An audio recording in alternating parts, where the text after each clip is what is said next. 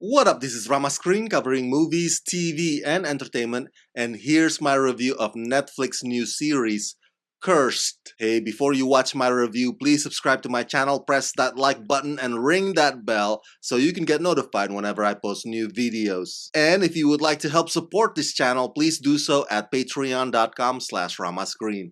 That's patreon.com/ramascreen. Let's rock this. First up, I would like to say thank you to Netflix for granting me the screener to the entire 10 episodes of this new show. They've asked me to not spill spoilers, therefore this video review is spoiler free. I repeat, there are no spoilers in this video review. Okay, let's get right to it.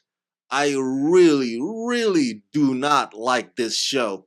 And you can clearly see that from my thumbnail image for this video review. Listen, I have no problem putting a new spin on the classic legend of King Arthur. And I actually liked Katherine Langford on the show 13 Reasons Why. So I was really looking forward to her branching out to other genres like this one. But my goodness, this show cannot be any more dreadful. And I'd never thought I'd say this, but it's got too much bonding session going on here. The tone is annoyingly uneven. Some of the set pieces look like mid-level Renaissance fare that probably would have impressed audiences 25 years ago. Whenever the action picks up, or anytime things start to get a little interesting, the show always cuts away to showing more snoozing dialogues, often between characters that actually don't matter until later on in the story. You know how some folks like to hear the sound of their own voice? Well, this whole thing to me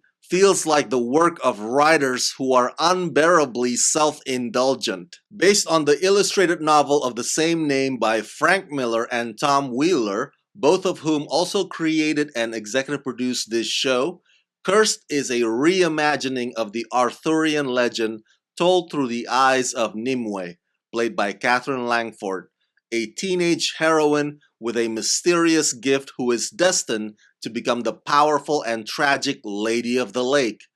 After her mother's death, she finds an unexpected ally in a young mercenary named Arthur in a quest to deliver a powerful sword to Merlin the Wizard. Over the course of her journey, however, Nimue becomes a symbol of courage and rebellion against the terrifying Red Paladins and their complicit King Uther. Most of the movie adaptations in the past that I've seen about King Arthur or loosely inspired by the Arthurian legend were gallant, epic, thrilling, heroic, swashbuckling. Even when some of them attempted a comedy take on it, at least they had charms. This one, however, goes on and on and on for what feels like an eternity. And its metaphor about fascism is also a little bit on the nose. Watching Cursed is kind of like riding a merry-go-round that has no kill switch. It takes too long and puts too much emphasis on establishing relationship and mending relationship and further forming another two-people relationship. If this show wants to attract young adult demographics, boy, its overly chatty nature is not gonna cut it. What could have been accomplished in under 6 or 7 episodes gets unnecessarily stretched out to 10, and what should have been a 10-hour viewing becomes something that feels like 20. Maybe it's the way that her character is written, but Katherine Langford's performance comes across as more or less basic. I get that her character is often doubtful and maybe not so skilled at fighting, but Katherine comes off a bit too calculating. The rest of the supporting characters are not all that likable either, especially Merlin.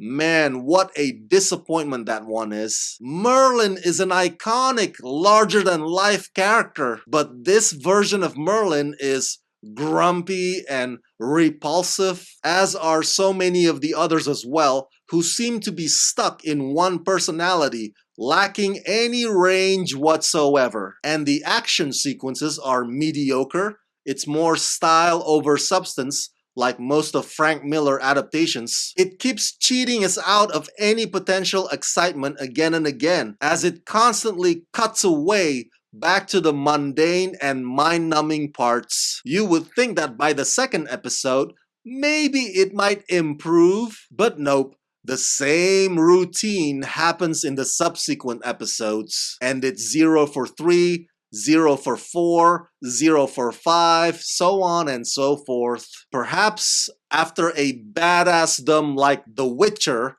Netflix should have put some distance between its fantasy medieval lineups, one away from the other, instead of quickly following it up with The Letter for the King and then now Cursed, because shows like this just kind of dilutes that whole on top of the mountain feeling that The Witcher gave us.